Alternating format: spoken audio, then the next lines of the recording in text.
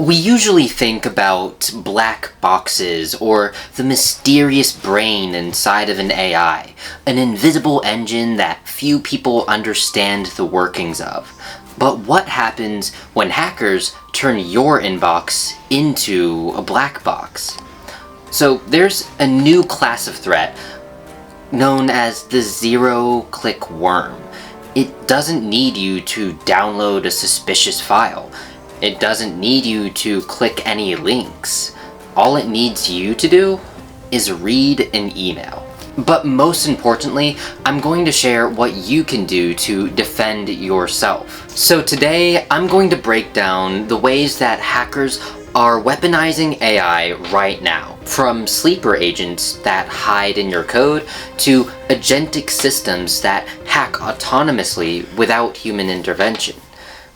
And most importantly, I'm going to share what you can do today and what tools you can use to protect yourself from these threats, as well as the zero trust framework that we all need to adopt and to build in order to solve the larger problem. Your defense starts now. So on my channel, I typically focus on how AI can be used to help with daily life and daily tasks. But it's also really important to address the dark side of the AI revolution, because every tool or invention can be used by people for good or for evil. So that got me thinking, how might people use AI for evil? And to my dismay, after a little bit of research, I found out it's not only possible to use AI to steal sensitive data and money, it's already being done in shockingly surprising and efficient ways. We are witnessing a fundamental shift in cyber warfare. We used to worry about AI-assisted hacking, where a human would ask a bot to write a script. But that era is over. Now we've entered the age of agentic AI. So this means the machine isn't just writing the code, it's executing the attack. So let's look at the first method of targeting your infrastructure. Method 1 is the agentic siege. We used to take a little bit of comfort in the fact that hackers need sleep. They're human, they get tired, and can make mistakes. But state-sponsored groups such as Salt Typhoon are quickly changing this math. They are using AI to map critical infrastructure. They're scanning petabytes of data and traffic in real time to find high-value targets. But the real nightmare is autonomy. Look at the GTG 1002 espionage campaign. They didn't just use AI as a helper, they used an autonomous attack framework that was built on Claude Code. They gave the AI a goal, and it executed 90% of the intrusion attacks independently. It scanned networks, it found exploits, and pivoted as needed. The human operator was literally just a supervisor. So if you're defending against this sort of attack with human speed, you've already lost. Method 2, the trust horizon collapse. So while agents are attacking your server, generative AI is attacking our reality. We've already crossed the trust horizon, the point where seeing is believing becomes a vulnerability.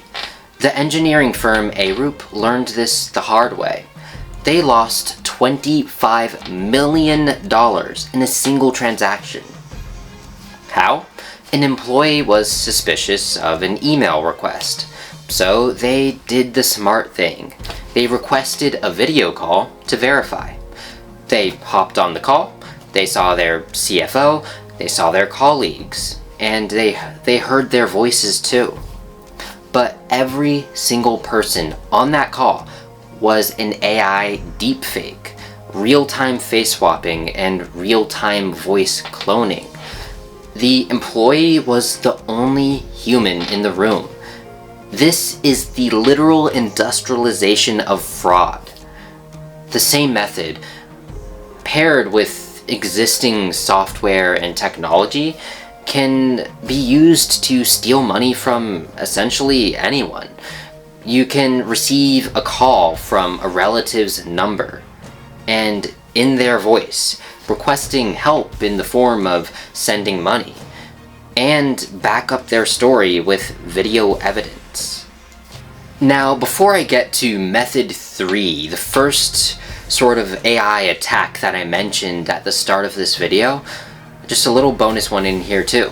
Whenever you're using AI to code, make sure that you are using a trusted model, because there are models out there that have sleeper agents embedded, where it will be helpful to you until a certain date. After that date passes, it will intentionally insert malicious code that looks harmless but exposes your personal details or data.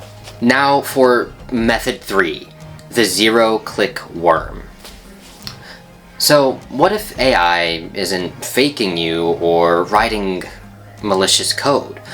What if instead it's infecting you through unknown means? This brings us to the zero-click worm, specifically the Morris 2 exploit.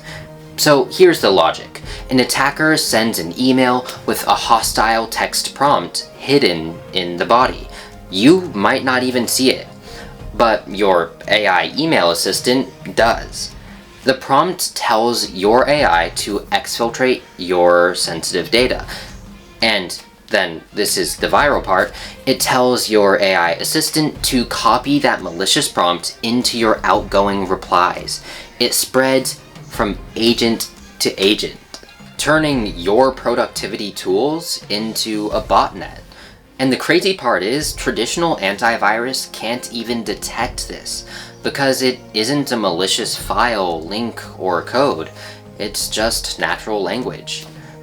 And the government is trying to regulate this, with the EU AI Act and executive orders. But government moves at the speed of bureaucracy, while AI is moving at the speed of light. You can't wait for the law, so what do we do? Okay, so first we need to discuss provenance. We are seeing the rise of a new standard called C2PA. Think of this like a digital nutrition label for your media. Platforms like LinkedIn and TikTok are adopting this right now. So in the future, when you see an image or a video, don't just look at the pixels. Look for the CR pin. If it isn't there, or the cryptographic signature is broken, treat it like it's fake. Second, for those deepfake calls, the liveness test is not enough anymore. You need counter AI tools. For mobile users, there are tools such as Norton Genie that analyze the context and emotional manipulation of text messages. For PC users, we're starting to see the hardware gap widen. New tools like McAfee Deepfake Detector run locally on your device's NPU or neural processing unit in order to scan audio in real time without sending your private data to the cloud. So if you're buying a new laptop for college or for work, an NPU is no longer a luxury, it's a security requirement. And for builders, developers, and creators, defense is no longer passive. If you're an artist or you post images online, you need to poison the supply chain that is stealing from you. This is known as adversarial machine learning. There are tools such as Glaze that you can use to cloak your style, and it does this by shifting the image in the model's feature space so the AI would see oil paint as charcoal.